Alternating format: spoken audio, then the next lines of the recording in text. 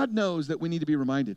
And throughout the scriptures, God had holidays for the nation of Israel to be reminded of God's goodness, right? And here in America, it's the same thing. We need to be reminded that it's God's will to be thankful. 1 Thessalonians 5:18, in everything give thanks, for this is the will of God in Christ Jesus for you. Now notice it says in everything, not for everything, right?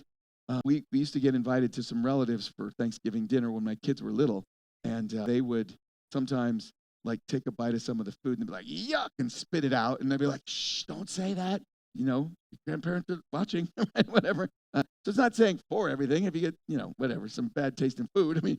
But it's saying in everything, right? That means that in every situation, you realize that God can work it for good. And it's not always to give thanks. It's not always easy to give thanks, because things don't always go our way. Maybe you have to have Thanksgiving with some relatives that you don't want to be with, but you can still be thankful. It could be worse, right? I could think of some people that you could have Thanksgiving with that would be worse, right? But it is impossible to give thanks in every situation unless you understand that God is working in every situation for your good, right?